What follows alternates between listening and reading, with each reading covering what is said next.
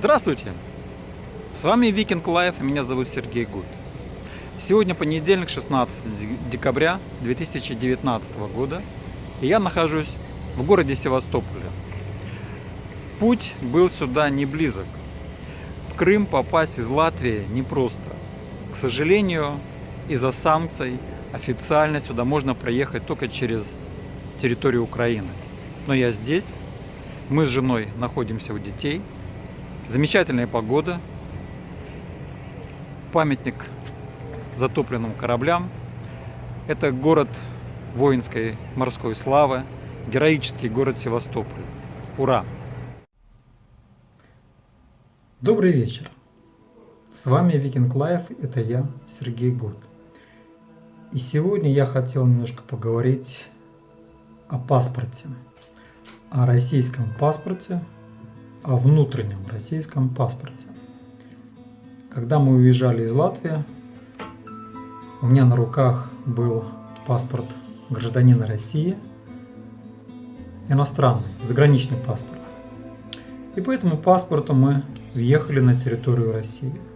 С этим паспортом вы можете устроиться в гостиницу жить, показать его на таможне, и когда вы приедете на то место, где вы собираетесь жить, вы столкнетесь с такой интересной ситуацией, когда вам скажут, что заграничный паспорт никого не интересует.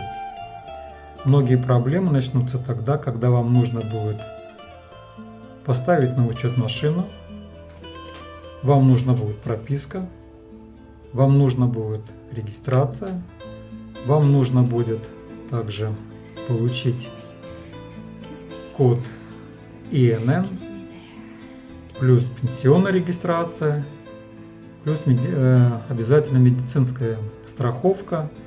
И вот здесь всюду понадобится внутренний паспорт. Плюс еще должна быть прописка. Скажу сразу, очень важно, чтобы у вас была постоянная прописка, а не временная регистрация.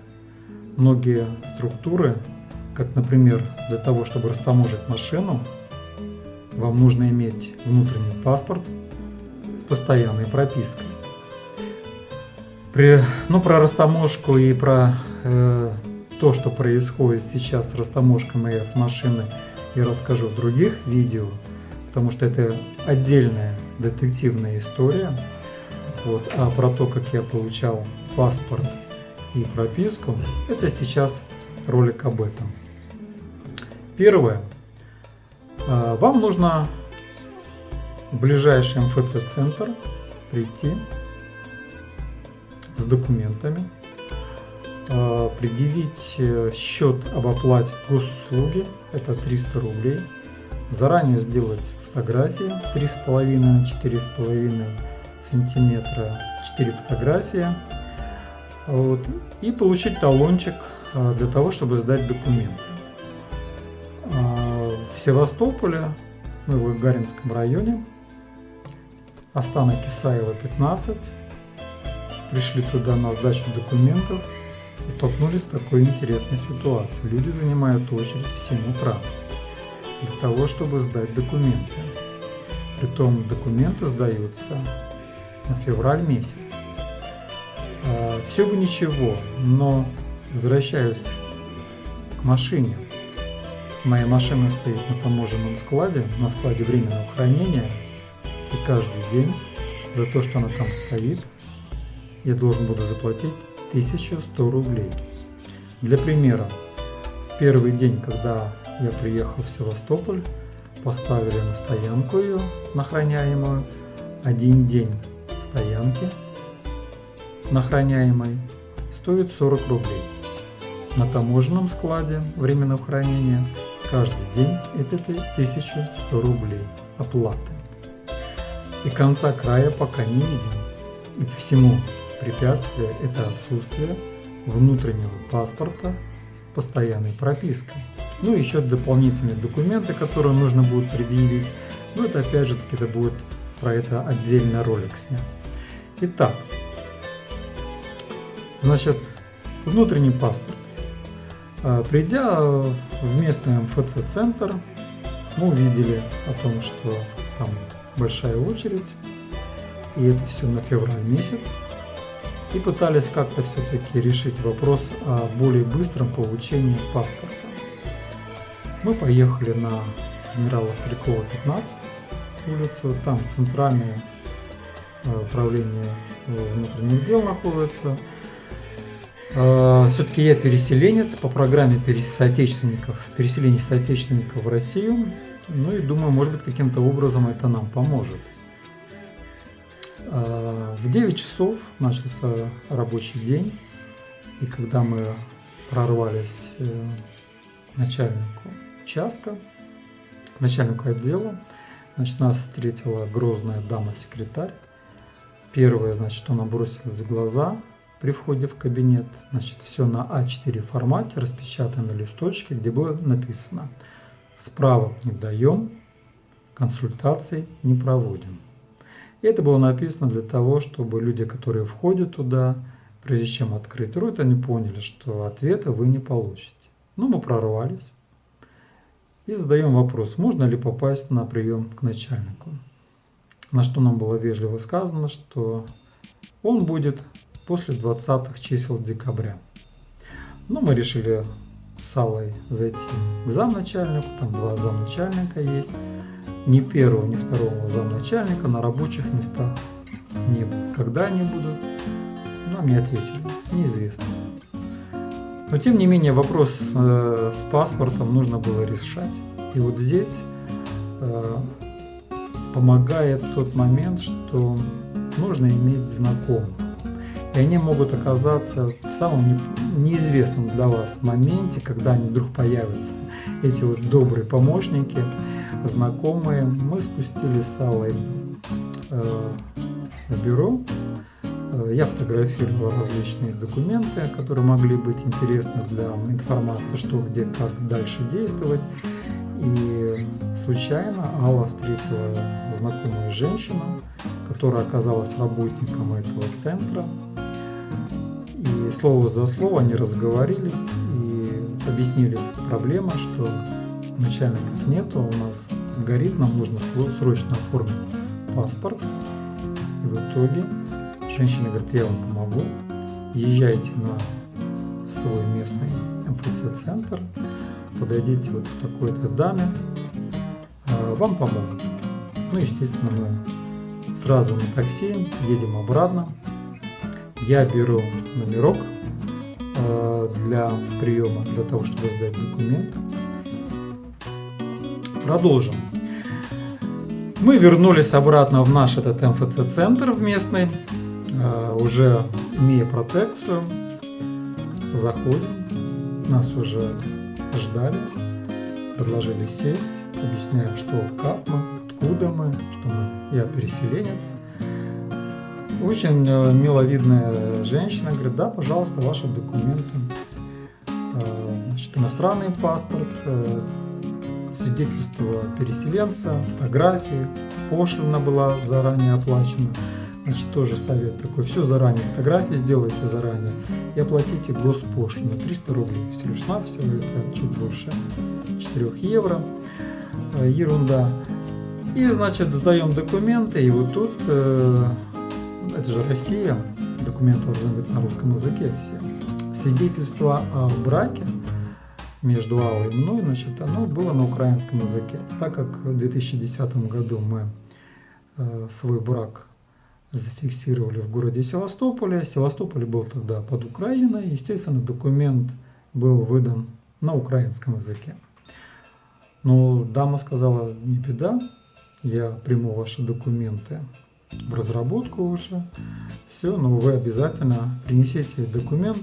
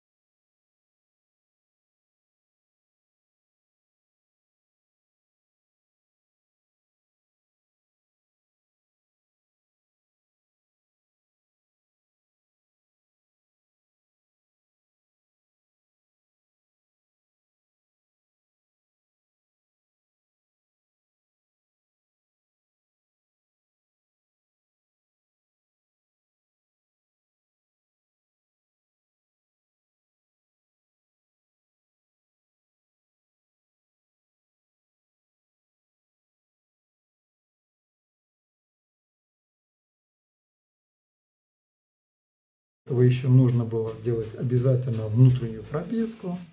И когда есть уже паспорт с внутренней пропиской, постоянной, сразу еще раз повторюсь, постоянную прописку, не временную, потому что на таможне с вами разговаривать не будут, и свой автотранспорт вы не сможете растаможить, если у вас не будет внутренней прописки. Кроме этого, внутренняя прописка нужна будет вам и паспорт для того, чтобы вы могли открыть счет в каком-то банке. Это нужно для того, чтобы вам получить ИНН-код. Это для того, чтобы вам оформить СНИЛС. Это всюду нужно иметь паспорт с внутренней пропиской. Поэтому паспорт, он очень важен. И вот здесь вы можете просто потратить очень много времени. А теперь несколько видеороликов о том, как у нас это все происходило.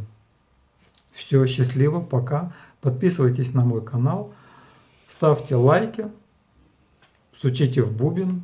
Был с вами Сергей Гуд, Викинг Лайф. Пока.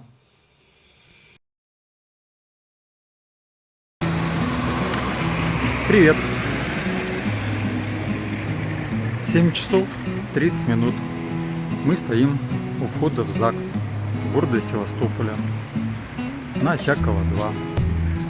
Мы пришли в такую рань, потому что нам нужно сегодня обязательно получить новое свидетельство о браке на русском языке. В 2010 году здесь была наша свадьба с Аллой, и мы получили это свидетельство на украинском языке. А для оформления паспорта необходимо на русском. Поэтому мы пришли в такую рань, еще темно, все спят, чтобы быть первыми в очереди.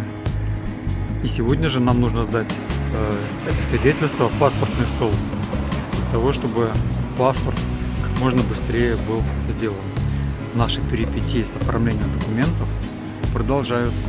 Все, счастливо, пока. 9:20 утра, через пару минут откроется ЗАГС. Толпа уже собралась, еще 6 человек. Хорошо, что мы пришли первые с самого утра. Мы первые на входе.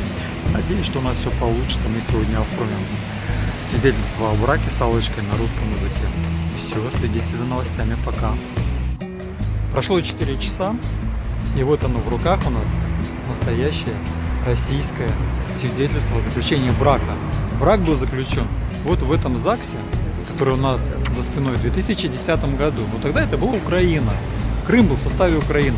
Теперь у нас то же самое свидетельство, заключенное в 2010 году о браке между Аллой и Сергеем, но теперь уже на русском языке. И мы стали на один шаг ближе к получению моего внутреннего паспорта гражданина России. Следите за новостями, ставьте лайки, пальцы вверх, стучите в бубен. С вами Викинг Лайф был. Ну, час дня уже. Только что сдали документы, свидетельство о браке на русском языке для оформления паспорта. Ну, обещали, что 25 декабря, то есть где-то через неделю, будет готов ответ. И только после этого можно будет делать уже прописку. В принципе, дай бог все успеть к Новому году. Ладненько, все, следите за новостями. Ура! 19 декабря 2019 года я получил паспорт гражданина России. У меня теперь внутренний паспорт. Ура! Сегодня 20 декабря, и вот в этом участке я сегодня сдал документы на получение прописки. Притом не по тому адресу, где пытался на Шевченко, а через наших хороших знакомых. Мы договорились о постоянной прописке, что получение. Ну, скоро будут новогодние праздники, и документы предварительно будут готовы только через неделю, где-то 27 числа. Мы постараемся успеть решить все таможенные вопросы с банком, ну и с покупкой дома. То есть еще целую неделю нужно просто ждать. Все, удачи, следите за новостями. С вами был Викинг Лайф, Сергей Гуд.